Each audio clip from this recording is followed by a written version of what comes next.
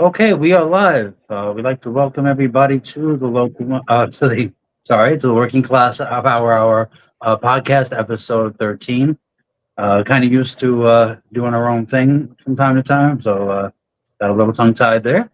It's been a little while since we did an episode of the Working Class Power Hour, which is co-hosted by my co-host Eric Basir, Chicago ATU 308. Right? I get it right. Yep. Um, I'm John Ferretti, former executive board member, TW Local 100, and one of the co-founders of the Local 100 Fight Back Coalition here in New York City. So today we're going to be focusing on some pressing developments in Chicago that Eric has been on the front lines of responding to. And Eric, the floor is yours. While Eric, just so you know, while Eric is um, introducing the topic. I'm going to be sharing out the feed to a number of Facebook groups and on social media. Please like and share the feed so that your coworkers can know that we're live and so that they can also comment on these discussions. It's a way to increase the visibility of these discussions so that more and more workers get involved. Eric, the floor is yours. Go ahead. Thank you, John. It's really important for us public transportation workers to share with each other our struggles in these different cities in the United States and beyond. Um, we had a week from hell in Chicago. Some of you all may have heard somebody, apparently an ex security guard, decided to execute in a mass murder rampage four riders who were basically making a hotel on our trains.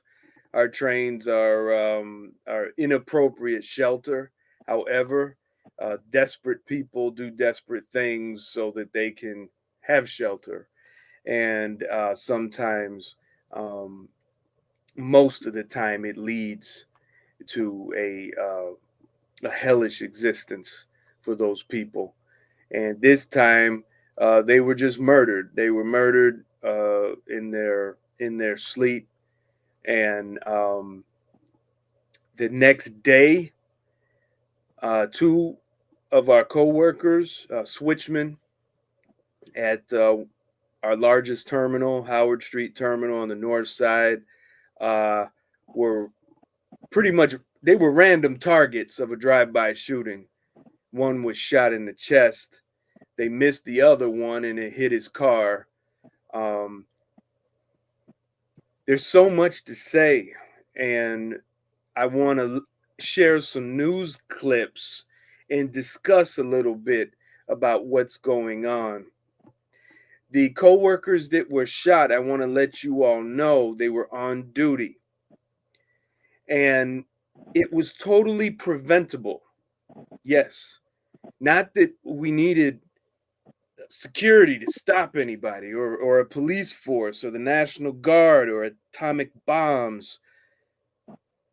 We needed the goddamn CTA mismanagement to allow these switchmen who work in the yard to clock in at the yard where they work, as opposed to 2 or 3 blocks away at the terminal where the operations side is, where the operators are.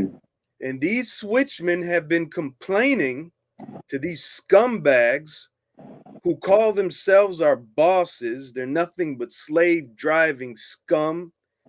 And they've been telling them it's unsafe at the terminal. It's unsafe. It's an ocean of desperate people strung out on drugs, people who are suffering all kinds of ailments, self medicating, buying the medication, shooting up, shooting each other. It's a mess. And they said it's dangerous here. It's dangerous. And you know what the scumbag manager said? They said, well, one of y'all were tampering with the time clock in the yard there at the shanty, and well, we're gonna punish all of you and make you tap in and tap out on the time clock at the operation side a couple blocks away in that den of destitute and depression.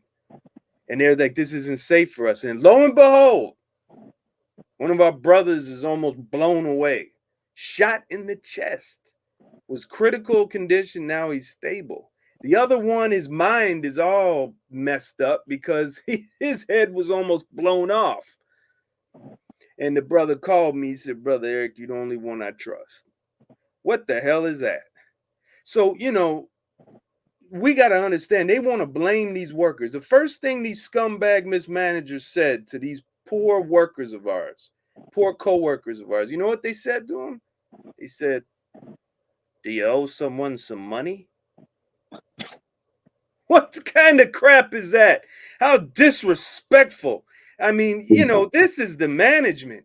Just, you might as well have a freaking gerbil run the Chicago Transit Authority. These people are so stupid and cold-blooded, And so this is going to be the start of a campaign to get back the time clock in the yard so these switchmen don't have to deal with going back and forth, walking through these war zones and get shot and almost die.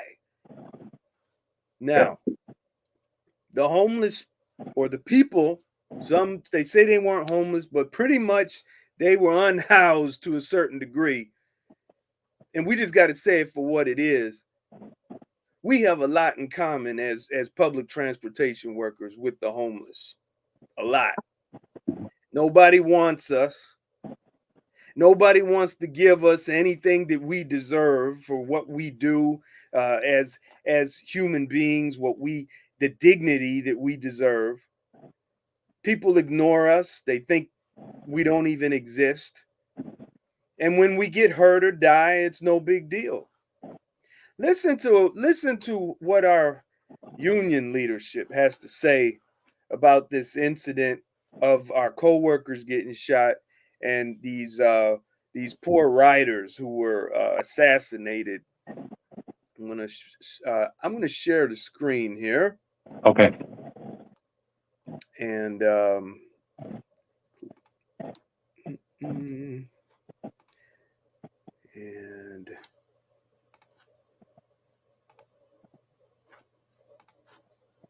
pardon the delay here.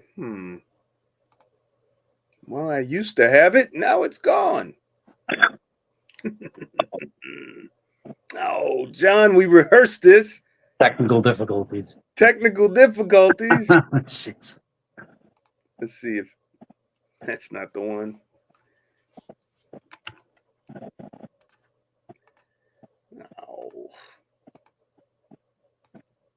No.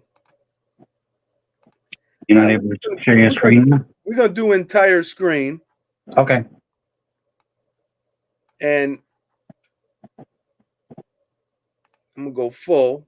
So that should cover up. You should see just the news broadcast. I still see us. Okay. And you're in the dark. There you go. All right. Now I'm going to change. Okay. You got it. And does it fill the screen? Yes, it does. Beautiful. Here we go.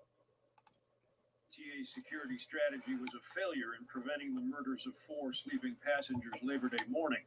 Only after the fact did the CTA's camera system help catch the accused shooter. But tonight, that isn't sufficient for Chicago's 2 major transit workers union. The I-Team has learned those unions now are calling for an end to the patchwork security of CTA and rebirth of a transit system police force. As these CTA trains tonight whisk commuters home, the 2 union locals representing transit system employees on the rails and roadways are demanding a full overhaul of security system-wide to protect thousands of employees and 1 million riders each day. In 1979, the CTA's dedicated police force was disbanded, and tonight there are calls to bring it back. This after safety was shattered here in Forest Park Monday morning, when police say an ex-private security guard executed 4 sleeping passengers on a Blue Line train. Do you think that incident could have been prevented with a different security profile? Absolutely. Tonight, the president of the union, representing 2,600 CTA Rapid Transit employees, points to a relatively few Chicago police officers assigned to patrol the entire city bus and train system daily. About 170 total officers deployed to transit, according to one city database. They are backed up by some volunteer overtime CPD officers that the CTA advertises as 24/7 patrols. Then these yellow-vested, unarmed CTA employees that union officials call the backbone of the agency's $65 million security strategy. They have no way of arresting anyone if something goes wrong.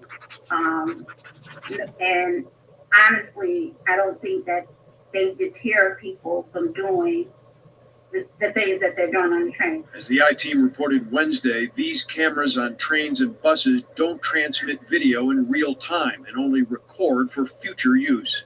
That's something that both unions have been crying for, especially when we push the silent alarm.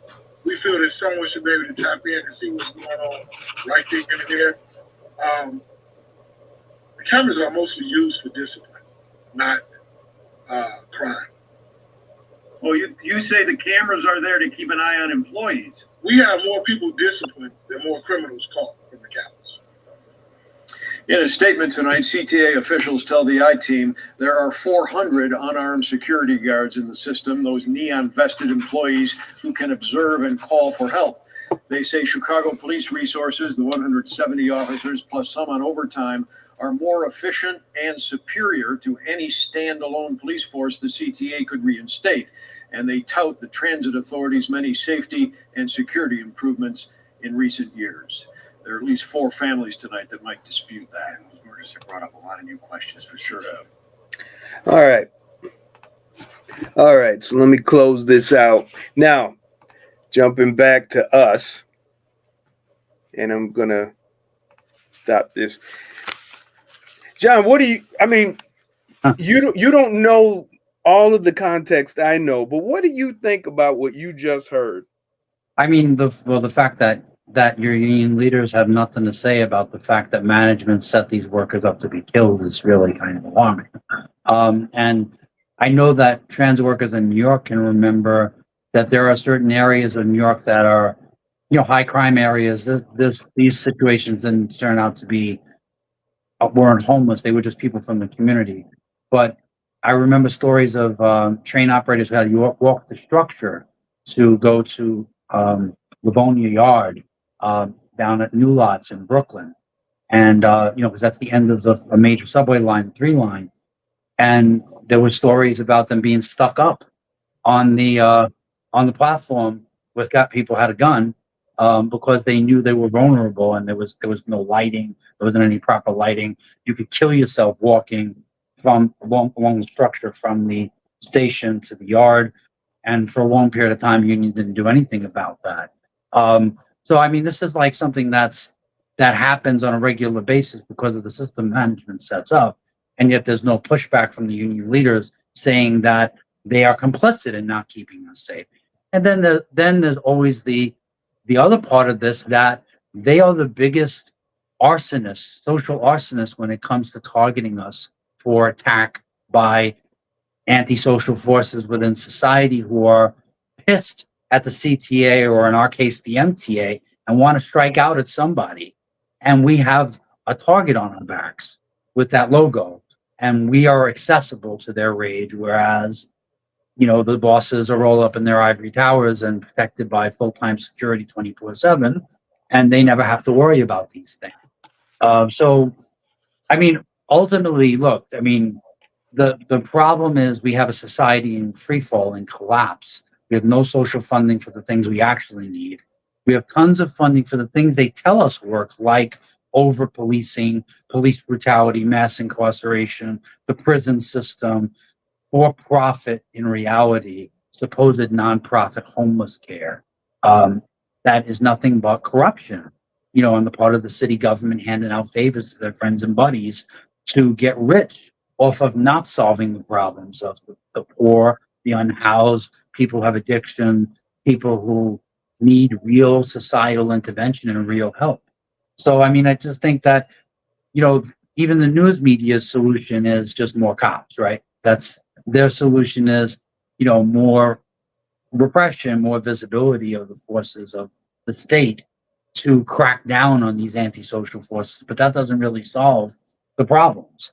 And, it doesn't really address the concerns of the workers who are telling you and don't even feel comfortable talking to their other elected officers that what the real problems are. It's the people who are closest to this that understand what the real problems are. Like our problem is we run a mobile social service unit without any services. And that's been the case forever down That's here. right. And it doesn't matter whether it's Chicago, New York, Pittsburgh, Philadelphia, Yep. Los Angeles, San Francisco. Nothing is really the same, really that different. The story remains the same. And unfortunately, the prying needs go unaddressed. And if unions are not going to be the ones to make demands on the state to fucking do something to solve these problems, then what the fuck is their purpose in life? What are they doing with it? Why are they pretending they represent us? Why not just fucking retire or go to management if you're that fucking useless? Yeah. Yeah. It's a manager and training personality cult that they've made, right? Whether it's TW 100 local or ATU Mhm. 308 241. And John, you said something I want everyone to let it ruminate. We're being set up for murder. We, on the midnights, we would run 4-car trains at the most. Not this 8 cars of madness. We don't even have 8 people riding the train. That's crazy. Except it's like a mobile service, public service, a group home, jail, shelter, hospital, and there's no one there to take care of these poor people. We don't even have servicers to clean up after all these people. And we used to have 2-person train operation. We used to have 2-person on the bus. Now it's 1 person with 8 cars of chaos. And now you're making these stinking managers are making us, we gotta go faster. We gotta have more trips. You gotta come to work. We're gonna write you up if you call off sick 30 minutes before your check-in time. I mean, it's insanity. And they're doing this to us. And you know what they want? They don't want the police force for our protection. I keep telling my coworkers, y'all like, yeah, that Keith Hill, he wants a police force, and Penny, they want to protect us. No, they want the police to control you because they know that we can't stand what they're doing to us. They know that a strike will come. It's inevitable. When? I don't know. Am I calling for it? No, but it's inevitable because of the suffering. The workers can't take this crap anymore. And they know they have to crush them. This Penny McCoach, who spoke, our local 308 president, she talk about arrest. They need to have arrest powers. She and Keith Hill, that's all they do. They want to arrest members. These people try to arrest They members. call the cops on you. Yeah. Right? Yeah. We have barbecues and meetings and they don't like it and they call the cops to arrest us.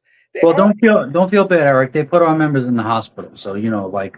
we Trammell broke his leg. right. Run me over with your car. Whatever. Yeah. These union presidents, brothers and sisters, the only time they ever talk to the press is when they want a police force. I want you to think about that. They never talk about we have no paid leave. They never talk about that we don't have the right radios. We don't have the right equipment, that the elevators don't work in the shops, that the lifts don't work, and people are breaking their backs. Operators are tearing up their shoulders on these damn windows. The servicers are overwhelmed and being written up for missing a joint on an 8-car train, and they got to clean 3 cars in 4 minutes. No, they never talk about that. Because you know what, Brother Eric?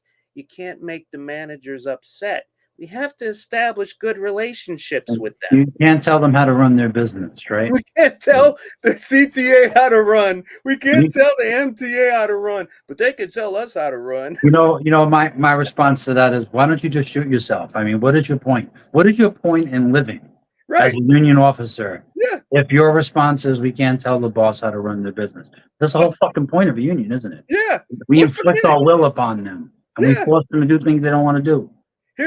Here's something I wanted to, I know you got a lot too that you got to share and people got to hear. I was going to read her letter and it was just so obnoxious. So I'm not even going to read it. But, long story short, she said some good things that we also need better working conditions. But I'm telling y'all, this is just talk. They're not doing nothing unless the CTA lawyers say, here, tell them this. And then they'll tell it to us.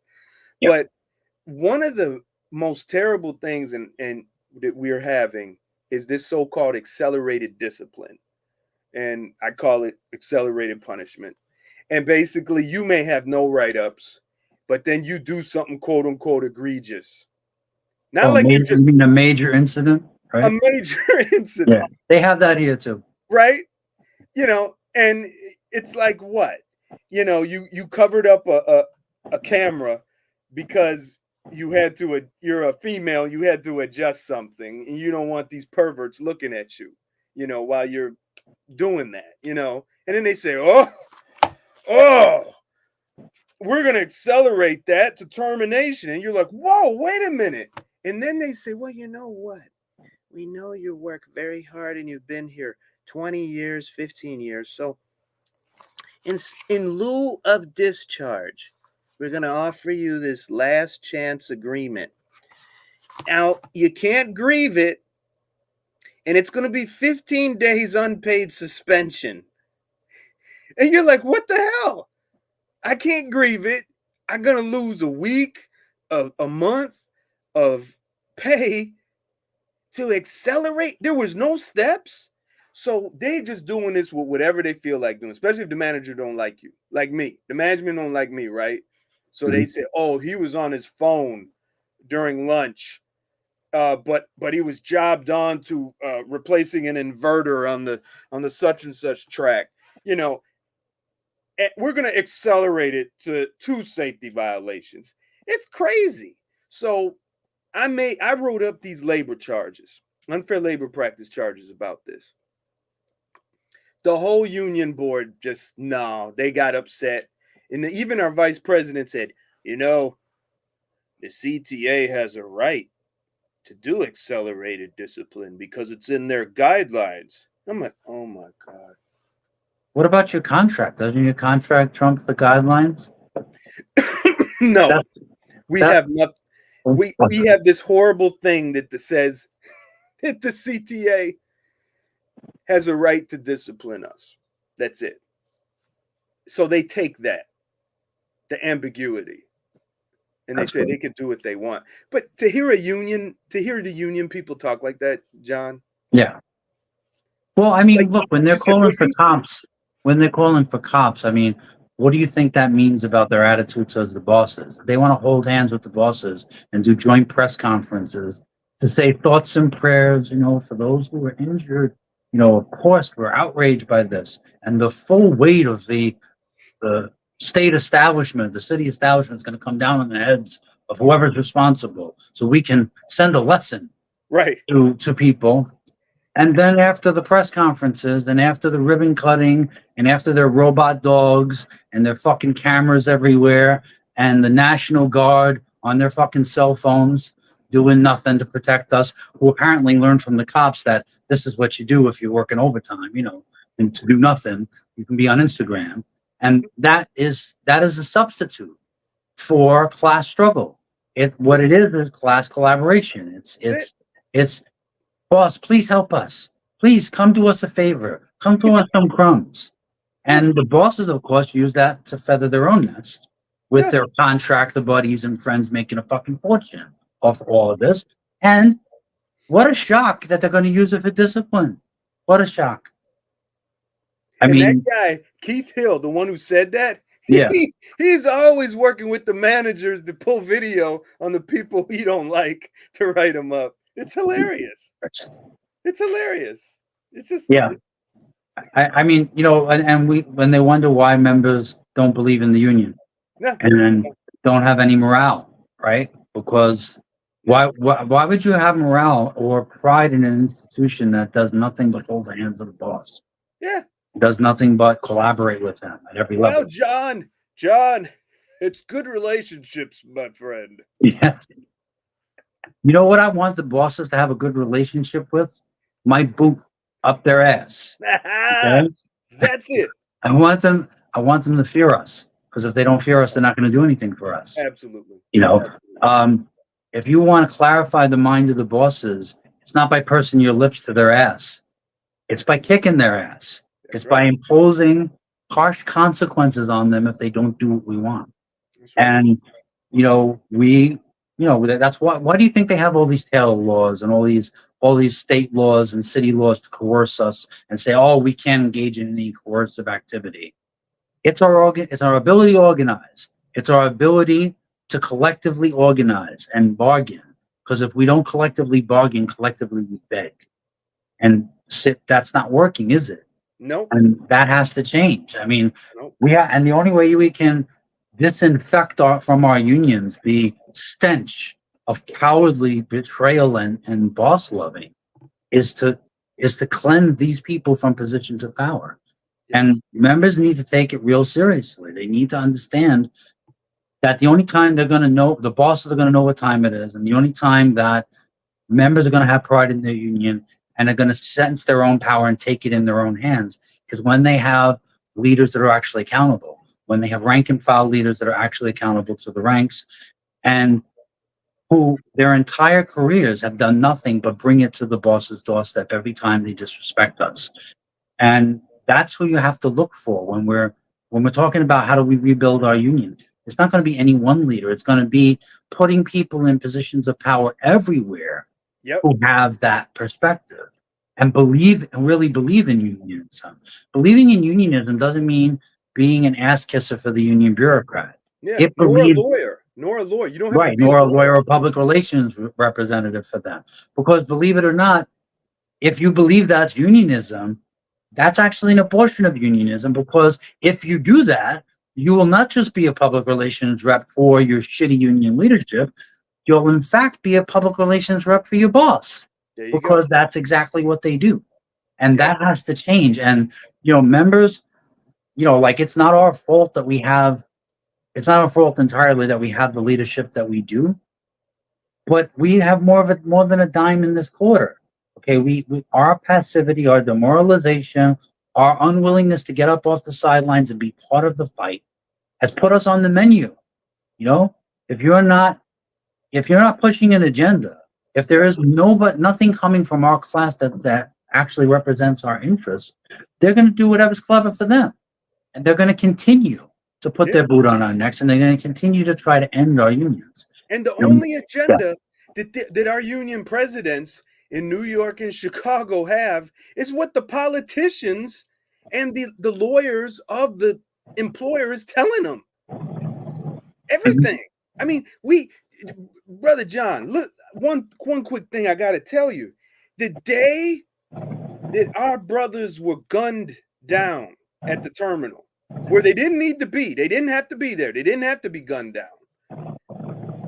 The president emails us board members a letter, but it's from a politician for them running for office for Project 2025. Okay, Project 2025 is horrible. Right.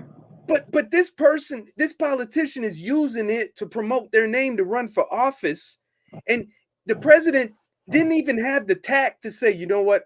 Here's how Project 2025 relates to us being hurt at work. I didn't even try to come up with something. Yeah.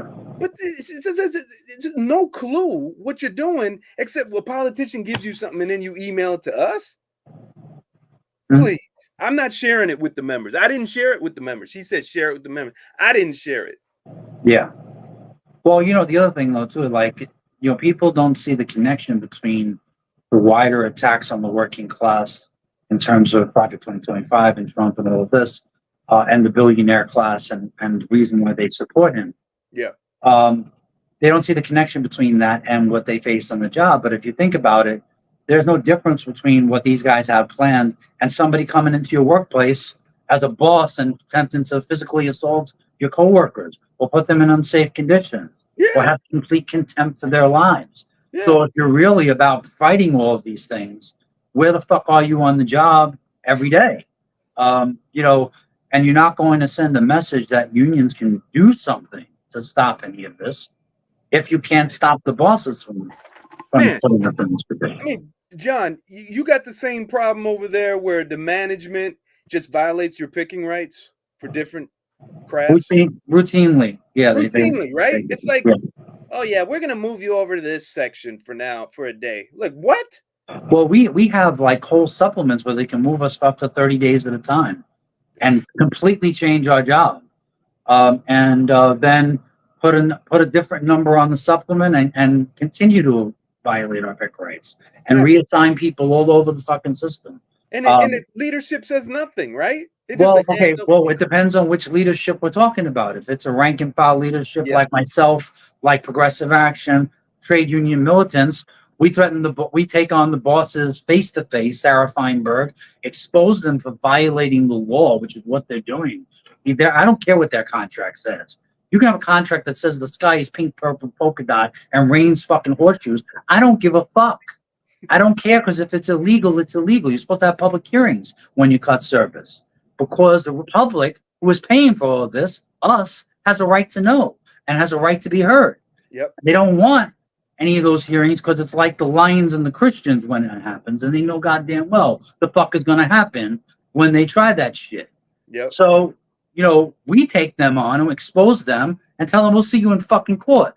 And when the union bosses won't fucking use the lawyers to take them to court, we organize collectively to find lawyers who will. And then all of a sudden, oh boy, there's a lawsuit. Oh boy, we're not going to take it. They're violating the law. So, the thing is, what kind of leadership do we need? Do we need a leadership that sits on their fucking hands and says, oh, well, the bosses say they do it. They can do it. It's in the contract. They have management rights.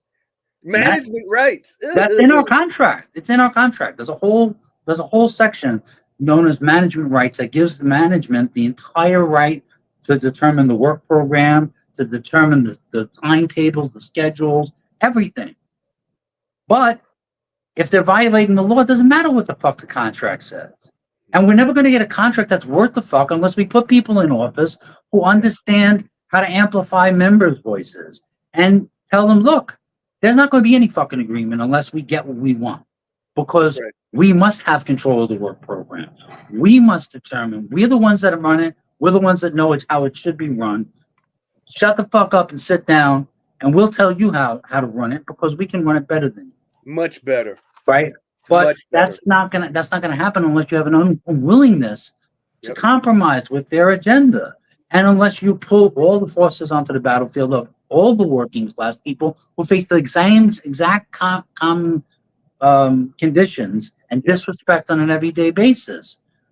We have to amplify their voices, and we have to make it a battle. If they want a battle, let's make it a battle of all against all workers against all the billionaires. That's a battle we can win. Yes. We're never going to win a battle where we wonder why we're being defeated, because you accept the terms of the battle as drawn out by them. And that's a battle that we can't win. So we have to change that battle. We have to change the battlefield.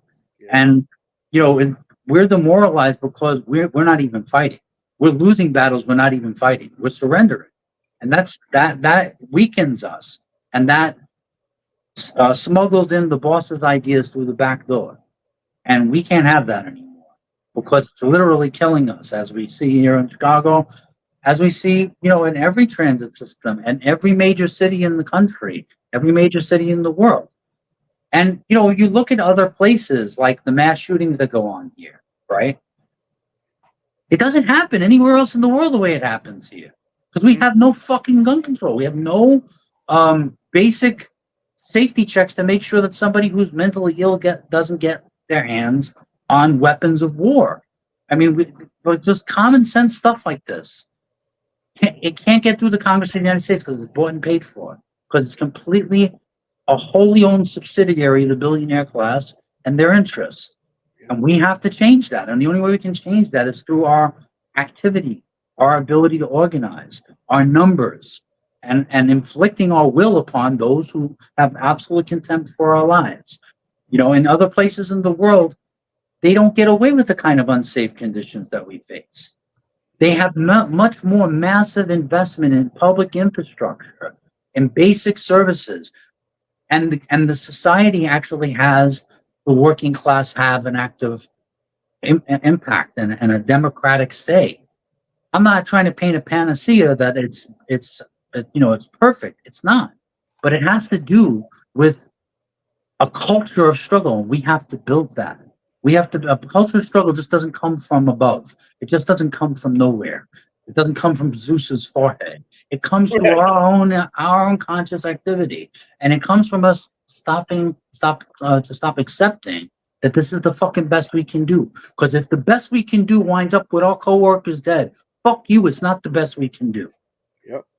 And we're not gonna accept it. And it's not just enough to say it, because we all have them talk their tough talk, and get out there and they're fire-breathing dragons when the bosses got their back and they're on media and everybody's kissing their ass. But when the fighting actually has to be done, they curl up in a little fetal position in the boss's lap and they're never heard from again. So we all know who they are. And they call you and me on the phone. Hey, stop talking to the manager's getting upset there. Yeah, they hate us. Yeah, stop that. When I was reaching out to coworkers about the slate that we're building in Local 100, they were like, "Boy, some of the people that are on your slate, the bosses despise them. They fucking hate them.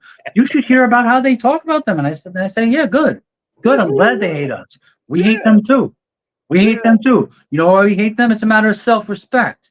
If I didn't hate them, I'd have to be fucking out of my mind. If I didn't hate and despise bosses who hand out cancer-causing soap and say, 'Oh, what are you going to do about it?'" Yeah. Oh my God. Yeah, I hate them.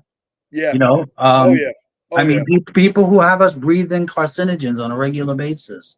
Yeah. There are studies by NYU that document how carcinogenic the air is in our workplace, and there's not a fucking word from your union leadership. Not a peep. Not a peep. None of them. Not just Local 100. None of them. None of the transit unions have I heard them actually do anything to provide any consequences for these bosses for killing us. And that's just insanity. I mean, you don't have any more of a meatball you can knock out of the park issue than that. And you have the scientific proof. Why aren't you negotiating to put it in the contract that there has to be consequences for what they do? Where's the legal action? Anything, So, I mean, if you were the bosses and you were facing this kind of weak and pathetic and hapless, useless leadership, that's the sound of one hand clapping, would you be scared? Would you be terrified that there are going to be consequences for you? Of course not. And everything is everything until the music stops. I mean, if you want to correct the way they act, even a dog, you ain't going to train a dog unless you have some consequences for them, unless you discipline them. Well, are these guys any better than dogs? Do they act any better? Do they treat us any better? Eric, go ahead. Yeah, this is so important that each of us stand up and speak up and help those who speak up. Even if we're not sure about them, if they're speaking up for our safety, speak up with them, This is how we build a union. You don't have to worry about who the international is going to send us and what, who going to come and save us. No, it's us. It's us. Yeah, we're the rescue we're looking for. Yeah. And we're the change we need. Yeah. But there's no union without you guys. I mean, Yep. I can tell you for a goddamn fact that and I don't take any pleasure in telling you this. If you all continue to stay on the sidelines eating popcorn watching the show, this ship is going to sink. Mhm. It's just a fact. I mean, there's no rescue coming that's not going to be a collective rescue. Yep. It doesn't work that way. Life doesn't work that way. And consciousness doesn't work that way. If you want to change the demoralization of your coworkers, you got to start with yourself. And you got to start with yourself by refusing to accept the disrespect and do something about it. You don't have to do it on the level that Eric and I do it. Yep. Just if all of us just did a little, it matters. Just And a little. it would encourage others to do the same. Yeah. Yeah, just a little. That's it. Anything you do that's positive for and to improve working conditions, it makes a difference. Yeah. So just to get to what's going on with the elections in Local 100, our coalition, Local 100 Fight Back Coalition, is going to be running with Progressive Action on a local-wide slate of trying to unite opposition forces, those who we all know can and will be counted on to lead the kind of struggles that we need when our union leaders refuse to do so. I mean, that's been the history in our department in RTO and in the whole union, again and again and again. We know who we can count on to fight, and we know who will sell out, and we know who is actually dedicated to the kind of militancy that we need at all levels of our society, but especially in our own institutions, our own working class institutions. And we're going to be supporting Kia Pua, who is the former RTO VP, who was removed from office in retaliation for not being part of the Go Along to Get Along gang, for not agreeing to concessions and give backs at the bargaining table, for publicizing the union leadership's betrayals. And we were mentioning before that our current vice president, Canela Gomez, put a union member in the hospital, broke his leg and fractured his jaw, and didn't face not any kind of punishment from your union leadership. Nothing. Is still working as the vice president of the department, even though he disgraced us all by doing what he did and violated his most basic oaths of office. He gets zero punishment. Kia Pool was banned for 3 years from even participating in any way in running for office, banned from the union for 3 years because he refused to lay down, because he refused to keep the membership in the dark and piss on them and tell them it's raining and force through sellout contracts. So we think it's a great move to put somebody like that in the position of leadership of the whole union, and to put fighters, proven fighters, in every position of power, local-wide. I'm going to be running as an executive board member in the Conductor Towers division. We're also going to be having train operator executive board members from the Local 100 Fight Back Coalition, Seth Rosenberg, Anthony Steiniger, Ray Regatas. And we're going to be uniting with other rank and file leaders who we know will stand up and fight back and organize the ranks to implement our will upon the bosses. And we're going to put proven fighters in every position. And we're putting aside any political differences we might have, anything that kept us apart, because we know when it's time to lead the kinds of struggles that need to be led, who's on the right side of the barricades.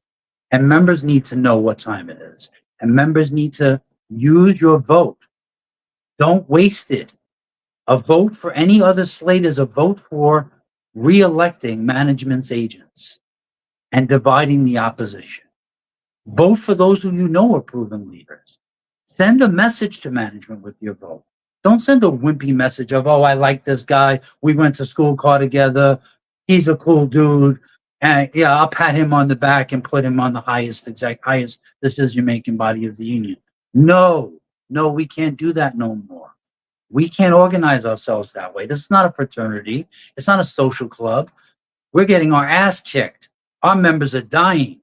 Take it seriously. Send the message. Tell the bosses, go fuck yourself. We're going to send your worst enemies to take it to you every day.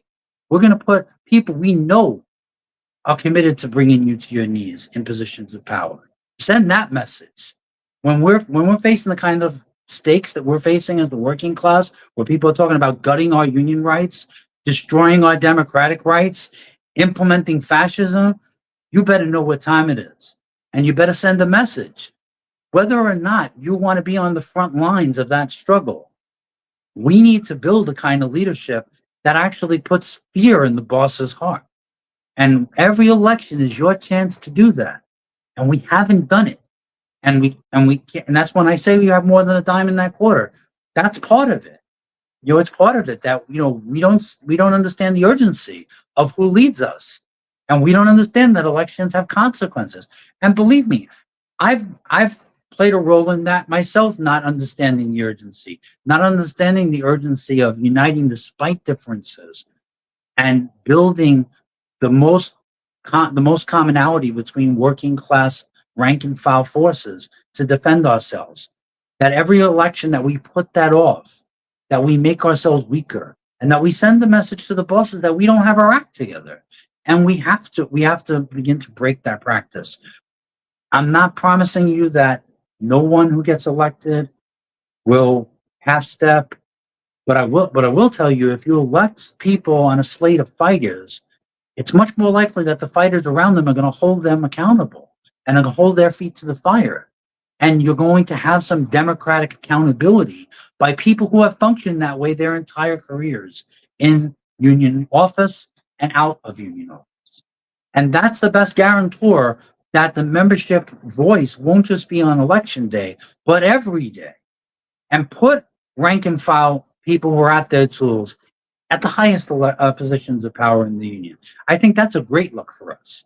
And we need to start to do those things. The way we move tells everything about the class struggle to the bosses, tells everything about the class struggle to every other worker in this country, every other worker that's looking at how is our class answering the crisis that we face. Do they have solutions?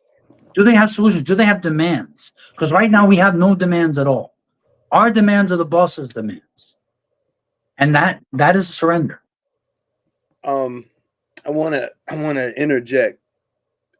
In Chicago, we have many CTA and PACE workers that watch what's going on in New York. So brothers and sisters in local TWU 100,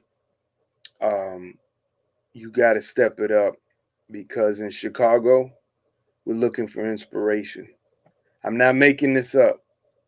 I always get stuff. Someone will send me something about John or Trammell or Progressive, whoever is out there doing stuff in New York. New York, you may think ain't nothing gonna change, can't nothing get better, but it can if you do it. Please, we need you in Chicago to step up. That's all. Yeah.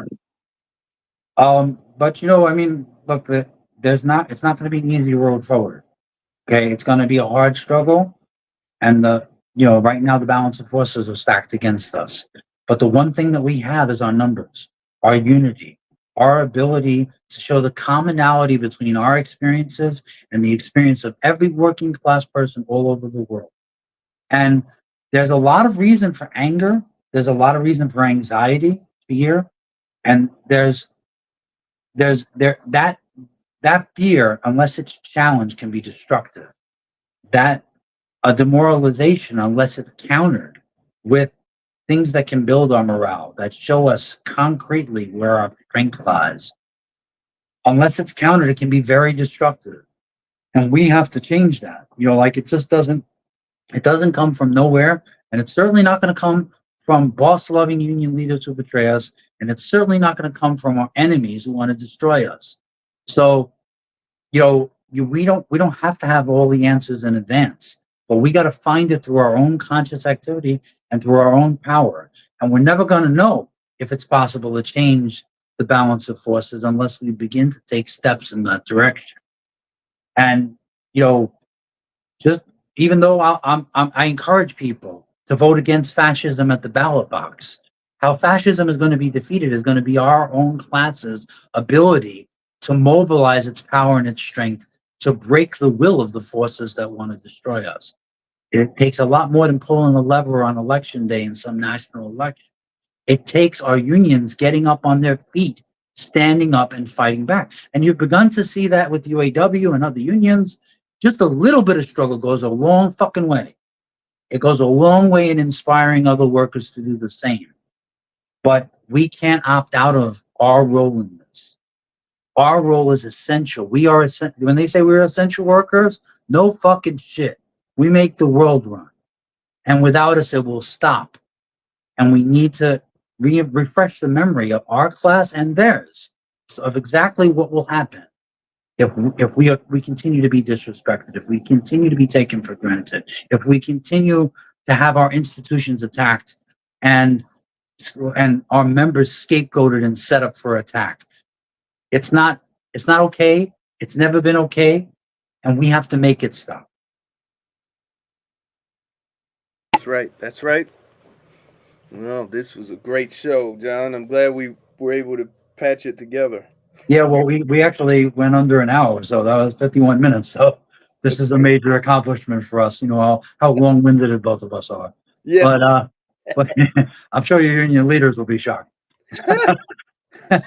But in any case, we're going to be out in the field soon, collecting petition signatures to get the progressive action slate on the ballot local wide.